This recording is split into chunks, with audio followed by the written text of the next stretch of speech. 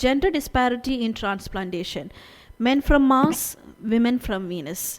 I invite the speaker, Dr. Manisha Sahe. May I invite the chairpersons for this talk, Dr. Vasanthi Ramesh, Dr. Ann Curie, and Dr. Ritu Gupta.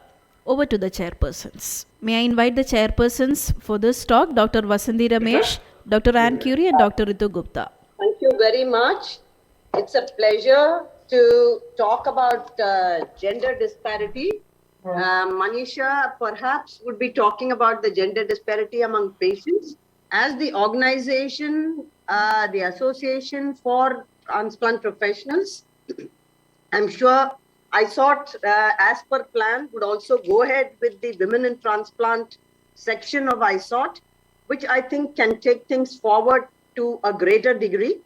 And I'm extremely happy to invite Dr. Manisha Sahay, Professor and Head, Osmania Medical College, one of the ancient medical colleges in the country, a very renowned one at that.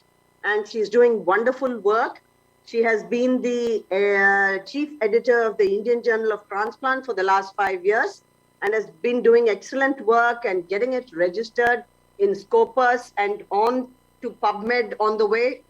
So over to you, Manisha, for your talk on gender disparity. Thank you very much. So I'll be talking about a topic which is close to my heart, gender disparity in organ transplant, men from Mars, women from Venus. And I thank ISOT for giving me this opportunity. I come from India, a huge country, a country with many cultures, a land of many cultures, 22 different languages, home to many, many religions, 29 states and 7 union territories. In fact, each Indian state is a country in itself. We are the second most populous country in the world with 1.3 billion Indians. It's the third largest economy in the world as far as purchasing power parity is concerned, and fastest growing economy in the world despite our problems. The gender ratio, however, is 108 men to 100 women. Across the world, men are lesser than women, 97 to 100 females. In India, that's reverse. What about transplant scene? Number of transplants per year, roughly 10,000. 90% are living donor transplants, and our living donor kidney program is second only to US as of now. Deceased donor program is picking up. The rates are low, however, 0.34 per million population as compared to some of the other leading countries, but we'll get there. And we follow the transplant rules 2014. Now, with this background, gender disparity doesn't exist in India. Let us look at published data. North India, Jaipur, Rajasthan. Most of the transplants, living donor transplants, and donors females. Mothers, 30%, followed by wife, 17%. What about other parts of India? Chandigarh, 682 living donor recipients. And how many recipients males? 89%. Females, meagerly, 11%. And what about donors? Predominantly females, 66%. And look at spousal figures, horrendous. 90% transplants from wife to husband. Reverse, less than a 10%. What about one of the literate states in India, Kerala? 74% donors, females. And recipients, only 23% females. Alarming. What about Gujarat, one of the transplant centers, Northwest India? A whopping 68% of living kidney donors are women. From IKDRC, this report, 3 out of 4 kidney donors are women. 4 out of 5 recipients, on the other hand, are men. What about pan-India spousal figures? Predominantly wife to husband, more than 90%. Look at data from AP, from Delhi, from Narayan Prasad, Lucknow, similar everywhere. This was in paper by Dr. Sakuja. And Noto data, pretty much the same. 77.5% donors are females and recipients generally are males. That was about what was published. What about the current data? Has it changed? Look at institutes, public as well as private across India. Medanta, Delhi, Stanley Medical College, Chennai, JIPMER, Puducherry, NIMS, Hyderabad, Madras Medical College, Chennai, SGPGI, Lucknow, Jaipur, IPGMR, Kolkata, CMC, Vellore, Usmania, own institute, IKDRC, Gujarat, Yashoda, private hospital. Figures, living donors, mostly females. You can see that in yellow. And recipients, mostly males. Alarming in this day and age. What about deceased donor transplants? Recipients, mostly males. around 75-80%. And donors, however, deceased donors, males are predominant, probably because most of the road traffic accidents occur in males. That may be one of the reasons. What about other countries? Is it only in India? Look at data from Middle East. They're also same. Women donors, 54.7%, recipients, 39%. Most male recipients receive kidneys from female donors. Spousal, again, figures are pretty bad. Women, 91% women donors and just 9% men donors. And even if the men were to donate, they donate more often to their children rather than their spouse. What about advanced nation UK? Recipients predominantly males. Donors predominantly females. Picture is the same there as well. Across the world, look at Sweden, look at figures from Canada and Italy. 95% donors females in Italy, only 35% paltry figure are females. What about US? 63% living kidney donors, women. Only 37% of living kidney recipients are females. And in this paper by Doris Ege, recent paper, it shows disparity still exists, but now it's shifting to the older age group. Younger age group, disparity is less pronounced. What about deceased donors? Look at the data from Chennai. 173 donors, here male donors predominate, deceased donor transplants, and the same data from our state as well. 189 female donors, 664 male donors. This is from Jivandan, courtesy Dr. Swanlata. But deceased donor don't be happy. The males don't be happy because most of the donors are vehicle drivers, post-trauma, most vehicle drivers are males. If the things were to change in deceased donors, then we should have more female deceased donor recipients, but it's not so. Again, the deceased donor recipients are males. What about children? Gender disparity exists even in the girl child. Daughters may find a place in the heart, but kidneys are more likely to go to your sons. Unfortunate. And this is a paper from Dr. Vivek, which shows that gender inequality exists in the pediatric population as well. And this led to this publication as an editorial, Men Are From Mars and Women Are From Venus, trying to explore what's the reason for this. What about other organ transplants? Liver transplants, same. Predominantly female donors, male recipients. 20% recipients of livers are females in India. Horrendous.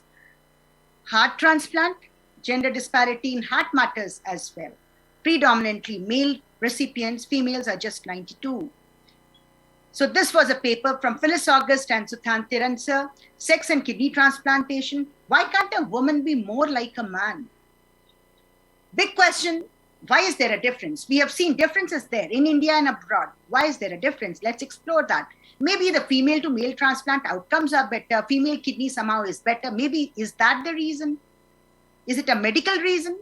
Sex. Sex is biologically determined. The ovaries, the testes, testosterone, the estrogen. So is the medical reason responsible or it's a social reason? That's a gender. So sex and gender are not same. Sex is biological, medical. Gender is what we create, social, environmental. So what is the difference? What's the reason? Is it a medical reason? Let's look at that first. Are the female kidneys better? No, female kidneys are smaller, lighter, 50 gram lighter. They have 15% lower number of nephrons and they have 15% lower GFR as well. The low nephron dosing in male to female transplants is not a good thing for the outcome as shown by Valerie et al. So female kidneys going to males, the nephron dose is low. So anatomically, definitely female kidneys are not better. In fact, female kidneys express more HLA antigens. They are more antigenic, more susceptible to nephrotoxic effects of immunosuppressants. They have a worse 5-year survival. And as you can see in this figure, if you have a kidney, a smaller kidney from a female donor, there are higher graft rejection rates in the recipient as compared to the male donor. So definitely, this is not the kidneys should go to males. Most of the studies show that outcomes from female donors are poor. Dan et al., Zeer et al., Zhao et al., Manon et al., across the world. Then what about immunological factors? So anatomically and physiologically, female kidneys are not good. Immunological factors. Here, the male to female transplantation is not good. Why so? Because Female is a sensitized recipient most of the times. Female has a huge immunological load during pregnancy and gets sensitized to her husband's antigens as well as her child's antigens. You can see that in the figure. Though nature has evolved mechanisms of tolerance to the fetus in pregnancy, still there may be some leak and exposure to fetal leukocytes. So wife to husband transplants may be okay, but not from husband to wife, because women get sensitized mostly to their husband's antigens.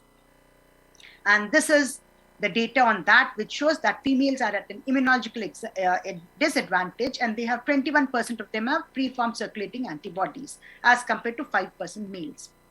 Outcome of husband to wife transplant with mutual children by Lisa Sen et al., not great. You can see that in the next slide, that the outcomes, the death censored allograft survival, the red line is much lower even than a deceased donor transplant when you have a husband to wife transplant. Patient survival also, though is not that different, but allograft survival is poor. Unfortunately, not from husband, can't take children, kidneys from their children either, because again, they are exposed to the child's antigens during pregnancy. Okay, not from children, not from husband. Any other male donor? No, here you have the problem of Y antigen. All males have Y antigen, and females develop antibodies to that Y antigen as well. And it's been shown that the results from male donors may be poor, as in this report by Lepetre et al. Fine, so we have talked about medical factors, anatomical factors, and the immunological factors. What about the social factor? This we create. Women may be more donors because women have a tendency to sacrifice, give. In general, women seem to have more sacrifice, caring, and sense of responsibility than men, and this is acceptable. If a wife wants to donate to husband out of love, affection, perfectly acceptable, no problem, no issues. Women also have a lot of dependence on men, and men do so much for the family. Fine, I agree to that. But what I don't accept is when the woman is forced to donate. And most of the times, the wife becomes a default donor. The wife has no choice, no voice. If the blood group matches, the entire family looks at her and expects her to donate, though there may be multiple siblings in the family who are equally suitable. And this is not acceptable. Very often, husband needs the transplant, wife is there by the side of the husband. Wife needs a transplant, develops end-stage kidney disease. That's the end of a relationship many of the times. And this is a common Indian scenario. This is also not acceptable. And some problem may be there with the females. They have a sense of less self-worth. And this is also not acceptable, needs to change. Thus in India, mostly husband is the breadwinner, women is dependent on husband socially. A healthy husband is critical for well-being of children and family. We have a patriarchal society. The female is economically dependent on the males, and most of the times our females are illiterate. Thus, ladies and gentlemen, kidney transplantation scenario in India is unfavorable to women as of now, not only in India, but across the world. This difference may be due to sex differences, the medical factors, anatomy, immunology, etc., which is acceptable. We have to work around that. But it may also be because of gender disparity, social factors, and this is what we need to change. Do I mean to say we should not do transplantation for female patients from males? No. We can overcome both factors, the medical factors as well as the social factors. Medical factors can be overcome, as is shown in multiple papers, that kidney donor from a female may not be bad, from a male to female may not be bad. In fact, gender may not have a role. So this also is the current thinking. This stems from this fact that women may not always be sensitized to the fetus. Not all are sensitized. Even if they get exposed to the fetal leukocytes, all of them do not become immunogenic. Those who become immunized also lose that immunity. Antibodies go off. And cross-match eliminates most of them with persistent antibodies. And in fact, some women, when they are exposed to the fetal leukocytes, may become tolerant, which is a good thing. So it's not always bad. And how can we overcome these medical factors, the sex challenges? We can just check for husband's antigens in the deceased donor when we are giving deceased donor kidney to the female. Maybe give extra points for a sensitized female, as we do in most of the systems abroad, and kidney donor paired exchange to fully match immunologically as well. So medical challenges can be overcome. And we can learn from pregnancy itself. Learn and explore lessons from pregnancy. Pregnancy, a woman has a 3 kg antigen load, but no rejection, tolerance. So there is much more we need to understand about tolerance. So this is about the medical factors which we can overcome. But the major worry is the gender challenges, the gender factor. Remember, neither male nor female is superior. Gender equity in transplant is the need of the hour. What defines a woman is not whether she bears children, has long hair, the perfect curves, society's ideals, how feminine she is, or if she likes to cook.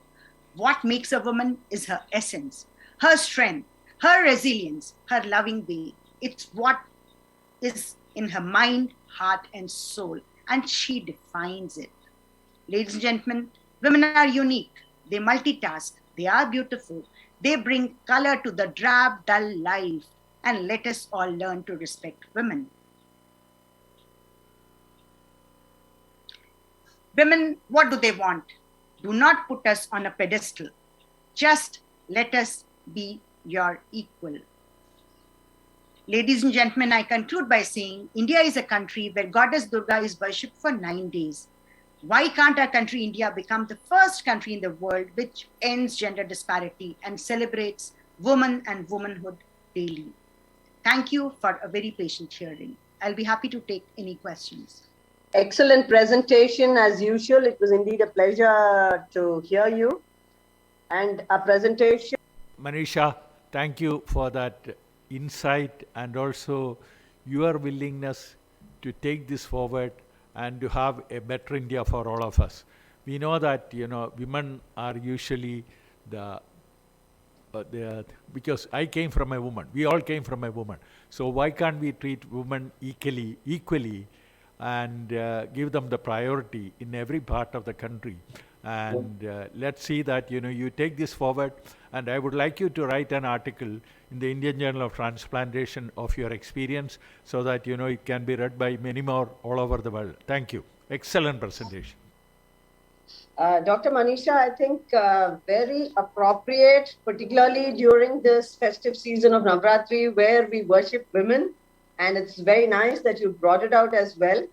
And I do hope that your concluding slide where you desired, and which is, I think, the desire of all of us, that we wipe out gender disparity and be the first in the world to do so. It would indeed place India much more than what our transplant numbers would if we could achieve this. So your suggestion of having a cell in ISOT, focusing on gender disparity, focusing on pregnancy in transplants would be indeed an idea. And it can be a part of ISOT, NOTO registry. This can be a separate registry. Yes, the NOTO registry is planned to be updated. So I will give my suggestions for inclusion in that as well.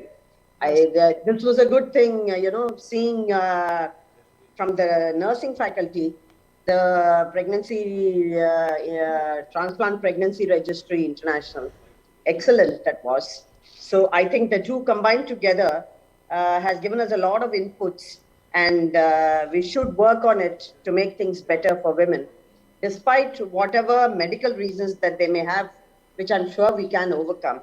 If the social factors are eliminated, I think it would be an equal platform. I am Dr. Ritu Gupta, chairperson, third co-chairperson in this topic. I first of all want to thank the organizing committee to invite me here.